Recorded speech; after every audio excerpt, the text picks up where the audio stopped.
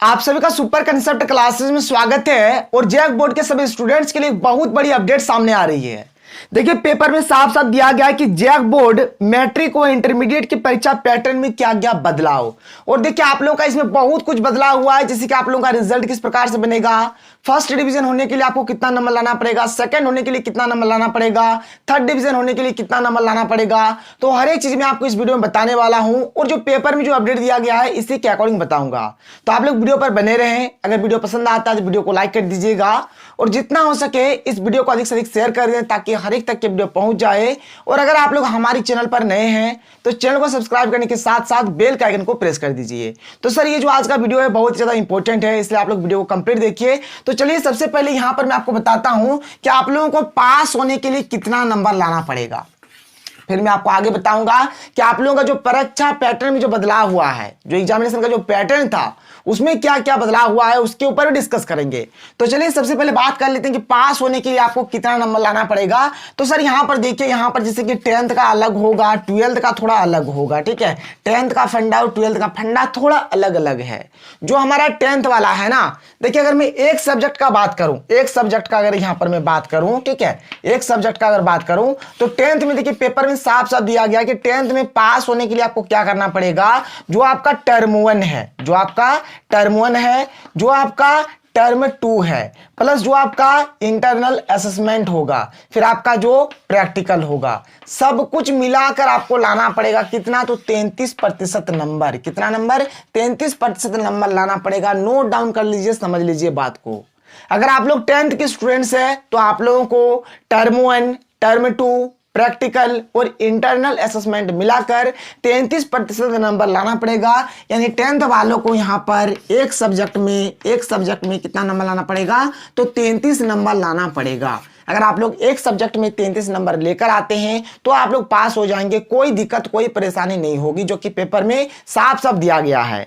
अगर आप लोग पेपर के अपडेट को देखेंगे, देखिए यहां पर साफ साफ दिया गया है कि यहां पर आप लोग जो पास होंगे, देखिए साफ साफ है, क्या लिखा हुआ है यहां पर यह जानकारी देते हुए जिला शिक्षा पदाधिकारी नीलम आइलिन टोप्पो ने बताया कि मैट्रिक बोर्ड परीक्षा में ऑब्जेक्टिव, सब्जेक्टिव और इंटरनल असेसमेंट के मार्क्स को मिलाकर ही पास होंगे।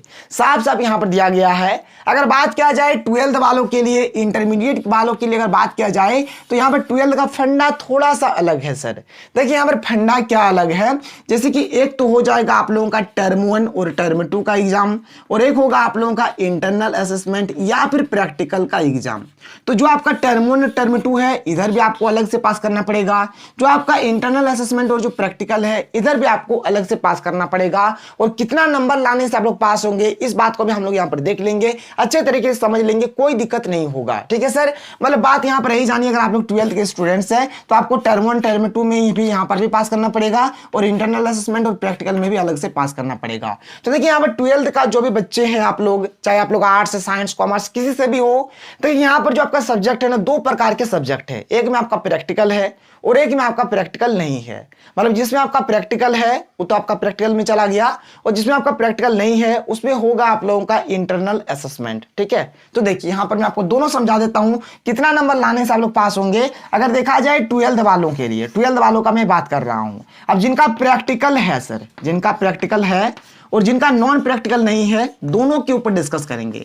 जिनका प्रैक्टिकल है और जिनका नॉन प्रैक्टिकल है। अब जिनका प्रैक्टिकल नहीं है, यानी कि जो नॉन प्रैक्टिकल वाला है, उन लोगों का क्या होगा, इंटरनल असेसमेंट होगा। बात को अच्छे तरीके से समझ लीजिए। जिनका प्रैक्टिकल नहीं है उनका इंटरनल असेसमेंट होगा, जैसे आपका हिंदी हो गया, इंग्लिश हो गया, ठीक है, हिस्ट्री हो गया, पॉलिटिकल साइंस हो गया, सोशियोलॉजी हो गया, इस सब में प्रैक्टिकल नहीं होता है। जब प्रैक्टिकल नहीं होगा ना सर, तो बात को समझ लीजिए, तब यहां पर क्या होगा, टर्म 1 आपका 40 नंबर का हो जाएगा। ठीक है, टर्म 1 आपका कितना का हो जाएगा, टर्म 1 आपका 40 नंबर का हो जाएगा।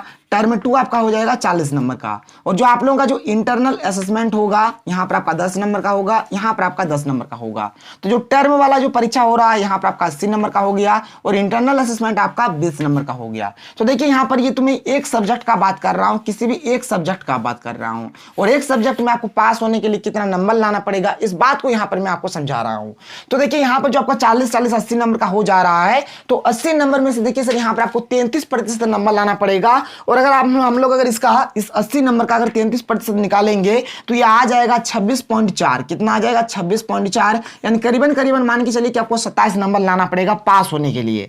और यहाँ पर ये जो 20 नंबर है अगर इसका मैं 33% निकालूंगा तो ये हो जाएगा हमारा 6.6, यानी इसके लिए करीबन करीबन 7 नंबर हमें लाना पड़ेगा। तो अगर आप लोग इस प्रकार से नंबर लाते हैं तो आप लोग पास हो जाएंगे, कोई दिक्कत नहीं है। बात क्लियर? बात को समझिए।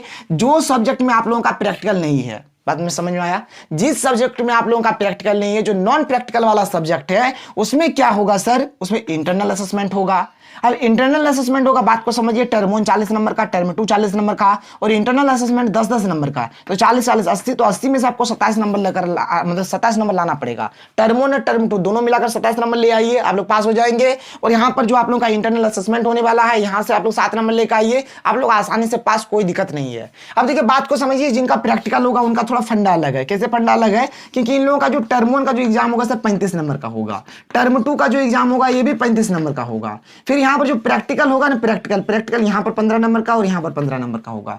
तो अगर इधर देखा जाए टर्म वाला, तो टर्म वाला 70 नंबर का हो जा रहा है, और प्रैक्टिकल यहाँ पर 15-15 30 नंबर का हो जा रहा है। तो 70 का अगर हम लोग 33% अगर यहाँ पर निकालेंगे तो इसका 33% हो जाएगा 23.1। कितना हो जाएगा? 23.1 नंबर। यानी यहाँ पर 70 नंबर में से आप लोग करीबन करीबन 24 नंबर लेकर आइए, आप लोग पास हो जाएंगे। ठीक है। और यहाँ पर ये जो प्रैक्टिकल वाला सिस्टम है, यहाँ पर ये 30 में से अगर इसका 33% अगर हम लोग निकालेंगे तो ये आ जाएगा 9.9, यानी करीबन करीबन 10 के आसपास। ठीक है। तो यहाँ पर देखिए जिनका प्रैक्टिकल है उन लोग आप लोग क्या करिए, यहाँ पर जो आपका 35-35 का जो होने वाला टर्म 1 और टर्म 2 70 नंबर का, इस 70 में से आप लोग 24 नंबर लेकर आइए, आप लोग पास हो जाएंगे। और जो आप लोगों का 30 नंबर का जो प्रैक्टिकल होने वाला है 15-15 का, यहाँ पर 30 नंबर का जो प्रैक्टिकल होगा, 30 में से आप लोग लेकर आइए 10 नंबर। तो आप लोग यहाँ पर सर पास हो जाएंगे। पास होने के लिए यही फंडा है। और पेपर में तो सर यही चीज दिया गया है, जैसे कि मैंने आपको बताया कि मैट्रिक बोर्ड परीक्षा में ऑब्जेक्टिव, सब्जेक्टिव और इंटरनल असेसमेंट के मार्क्स को मिलाकर ही पास होंगे, जबकि इंटरमीडिएट में प्रैक्टिकल वाले विषय में अलग से छात्रों को परीक्षा में पास होना अनिवार्य है। यहाँ पर जो इंटर वाला है ना सर, इंटर में अलग से आप लोगों को पास होना पड़ेगा।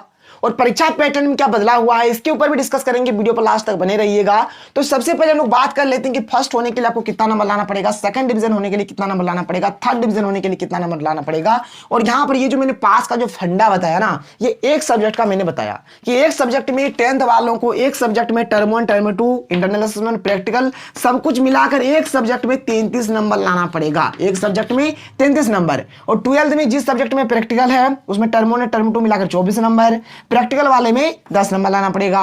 नॉन प्रैक्टिकल जो है उसमें टर्म 1 टर्म 2 मिलाकर 27 नंबर लाना पड़ेगा 80 नंबर में से। ठीक है। और इधर जिसमें आपका इंटरनल मतलब प्रैक्टिकल नहीं है ना, तो इसमें इंटरनल असेसमेंट होगा, इधर 20 में से आपको 7 नंबर लाना पड़ेगा, जो स्कूल में आसानी से दे देता है सर। ये स्कूल कॉलेज के थ्रू से होता है, जो कि आपको मिल जाएगा।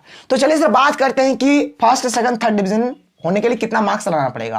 तो सबसे पहले शुरू में हम लोग बात करते हैं थर्ड डिवीजन। थर्ड डिवीजन होने के लिए आपको क्या करना पड़ेगा सर, हर एक सब्जेक्ट में जो मिनिमम मार्क्स होता है इनकी 33% आपको नंबर लाना पड़ेगा। अगर आप लोग 33% नंबर लेकर आते हैं तो आप लोग यहाँ पर थर्ड डिवीजन होंगे, यानी हर एक सब्जेक्ट में यहाँ पर आपको 33 करके लाना है। तो 165 नंबर में आप लोग यहाँ पर अगर लेकर आते हैं तो आप लोग थर्ड डिवीजन होंगे। थर्ड डिवीजन होने के लिए 165 नंबर लाना अनिवार्य है, जरूरी है। अगर आप लोग 165 नंबर लेकर आते हैं तो थर्ड यानी कि सिंपल से पास हो गए आप लोग।